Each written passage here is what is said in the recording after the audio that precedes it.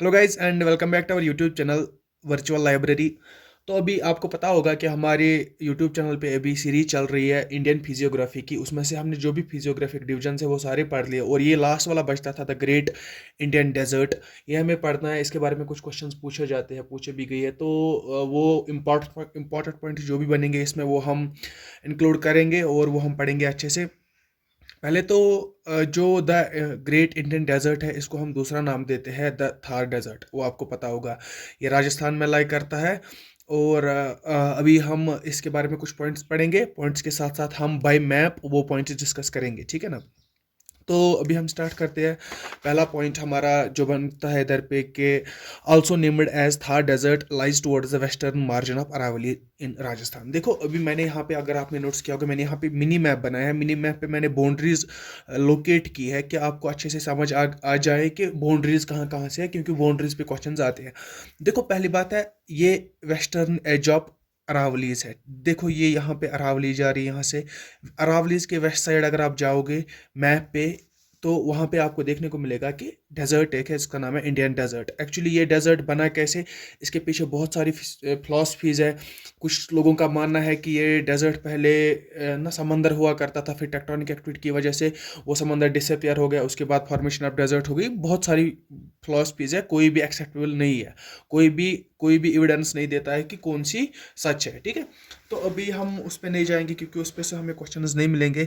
अभी हम ये पढ़ रहे हैं कि यहाँ पे अगर आप देख रहे हैं, यहाँ पे अरावलीज है। अरावलीज के लेफ्ट साइड से जो एरिया आता है, अरावलीज के वेस्टर्न साइड से जो एरिया आता है राजस्थान का, वहाँ पे हमारा डेजर्ट लाई करता है। उस डेजर्ट को हम नाम बोलते हैं द थार डेजर्ट। एक्चुअली होता क्यों है ये डेजर्ट, क्यों है इधर ये डेजर्ट कंडीशंस क्यों है, ये मैं थोड़ा लास्ट में डिस्कस करूंगा, ठीक है। अभी दूसरा पॉइंट हम पढ़ेंगे। दूसरा पॉइंट हमारा है separated for about 60 to 70% in India. देखो जो थार डेजर्ट है ना, थार डेजर्ट पूरे पाकिस्तान में भी है, इंडिया में भी है। ये पूरा एक तो आधा इसका इसका पाकिस्तान में है और इंडिया में भी है। अब पाकिस्तान में इसका अबाउट 30% है और इंडिया में अबाउट 70% है। तो उसकी वजह से ग्लोबली इट इज़ रिनोड कि ये इंडिया का ही डेजर्ट है, क्योंकि मेजर पोर्शन जो था डेजर्ट का है वो राजस्थान में ही, अबाउट 61% तो राजस्थान में ही लाई करता है। फिर पंजाब के कुछ पार्ट्स और गुजरात के कुछ पार्ट्स को टच करता है।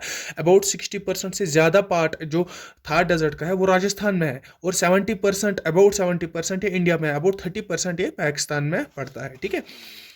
तीसरा point, ninth largest desert in the world, ninth largest desert in the world है। और आप मुझे बताइएगा कमेंट सेक्शन में पहला डेजर्ट कौन है, largest desert in the world कौन है। हमारा ये ना थार डेजर्ट, हम सॉरी मैंने शायद बोल दिया।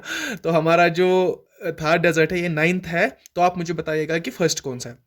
Receives less than 150 mm rainfall per year इसमें 150 mm, मैं तो बोलता हूँ 100 तक जाता है, 100 जाता है। मैक्सिमम 150 हो गया लेकिन 100 mm तक रेनफॉल जाता है थार डेजर्ट में।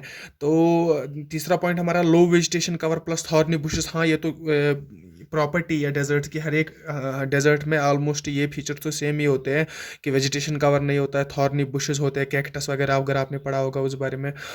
तो चौथा पॉइंट हमारा इंपॉर्टेंट पॉइंट है यहाँ पे, Luni is the main river, seasonal streams keep on appearing and disappearing. देखो लूनी रिवर एक प्रोमिनेंट रिवर है थार डेजर्ट की। एक्चुअली जो लूनी रिवर है ये भी, इसमें भी कभी कभी देखा गया है कि पानी नहीं होता है। ये भी सीजनल डिपेंडेंट है, ये भी रेनफॉल डिपेंडेंट है।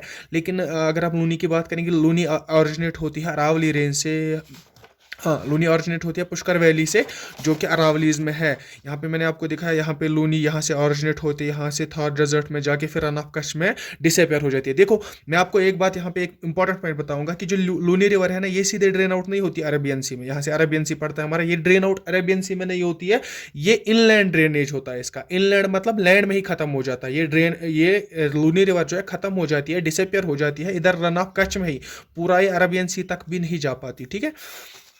तो ये मैंने बताया, Luni originates from the Pushkar valley of the Aravalli range, drainage in the Rann of Kutch, इसको बोलते हैं हम इनलैंड ड्रेनेज। और चौथा पॉइंट ये और एक पॉइंट है, the lakes that are that lakes there are brackish water lakes. Brackish water lakes कौन से हो गए, जिनका आई गेस पार्ट्स पर 1000 अबाउट 3500 से ज़्यादा होगा। छोड़ो वो हम बात नहीं करेंगे, वो हम ये जो ब्रैक्स वाटर वगैरह वाटर के कौन कौन से जो लेक्स में वाटर होता है, ये हम लेक्स में पढ़ेंगे अच्छे से, ठीक है, उधर पे हम डिस्कस करेंगे ब्रैक्स वाटर क्या होता है। अभी आप याद रखिए कि ब्रैक्स वाटर की वजह से सैलिनिटी ज़्यादा होती है, सॉल्ट कंटेंट इसमें ज़्यादा होता है, और ये अच्छा रिच सोर्स बनता बनता है हमारा सॉल्ट निकालने में। आपको पता होगा कि राजस्थान गुजरात इस साइड से हमारा सॉल्ट बहुत निकलता है, क्योंकि इस साइड से जो लेक्स आते हैं वो ब्रैक्स वाटर लेक्स होते हैं तभी।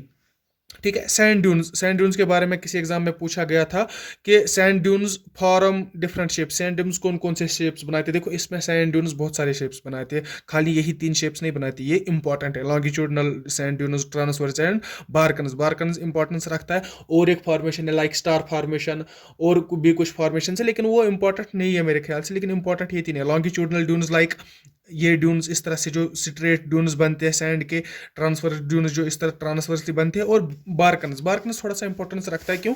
क्योंकि इसमें से पहले ये यहाँ पे क्रीसेंट शेप बनती है, क्रीसेंट शेप के बाद ये थोड़ी सी फैली हुई सैंड होती है, ये ऊपर नहीं है। ये जो मैं इधर पे दिखा रहा हूँ ना, ये बाय हाइट में नहीं दिखा रहा हूँ, यहाँ पे मैं 3D नहीं दिखा सकता आपको। मान के चलो यहाँ पे अगर किसी एरिया पे यहाँ पे आप एक सैंड का एक बॉल रखते हो, ठीक है, मुट्ठी भर सैंड लाते हो, वो इधर पे रखते हो, उसके बाद अगर आप इसको फूंक मारोगे ना इधर से, इसकी शेप नहीं इस तरह बनेगी, कुछ इस तरह ये शेप नहीं बनेगी कि यहाँ से क्रिसेंट शेप बनेगी और जो बाकी सैंड है उस तरह फैलेगी पीछे।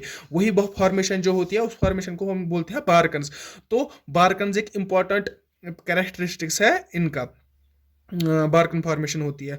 Desert containers mushroom rocks. हाँ, मशरूम रॉक्स के बारे में आपको ये पता होना चाहिए कि देखो मशरूम रॉक्स अगर मैं आपको बताऊं इस तरह, जो इस तरह रॉक होगी, ये सरफेस है, इस तरह से ये वाला जो बॉर्डर होता है, नीचे वाला बॉर्डर वो थोड़ा सा पतला होता है as compare to this one.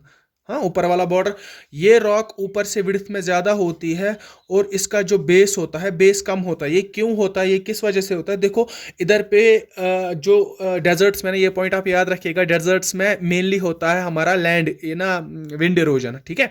Wind erosion का क्या मतलब होता है? जब वहाँ पे हवाएं बहती है ना, हवाएं अपने साथ ये सैंड्स उठाती है, सैंड के पार्टिकल्स। आपको पता है सैंड के पार्टिकल्स का वेट अच्छा खासा होता है, तो ये बहुत ना हेवी विंड्स बन जाती है। ये हिंड जब चलते रहती है तो ये इसकी वजह से ये विंड ज़्यादा ऊपर नहीं जा पाती। मतलब अगर ये सरफेस ऑफ लैंड है, यहाँ से विंड्स ब्लो करती है यूजुअली, अगर आप देखोगे विंड्स पूरा ऊपर से ब्लो करती है, ठीक है ना। लेकिन यहाँ पे अगर डेजर्ट्स में देखोगे, यहाँ नीचे से ही ब्लो करती है। इसका रीज़न ये है कि इसमें जो सैंड पार्टिकल्स होते हैं ना विंड में, वो बहुत ज़्यादा हेवी होते हैं। उन हेवी पार्टिकल्स होने की वजह से इसकी हाइट कम रहती है, और उस हाइट कम रहने की वजह से क्या होता है? देखो अगर यहाँ पे एक पत्थर है, मान के चलो यहाँ से निकला, इसका इरोजन हो गया। इरोजन किसकी वजह से हो गया?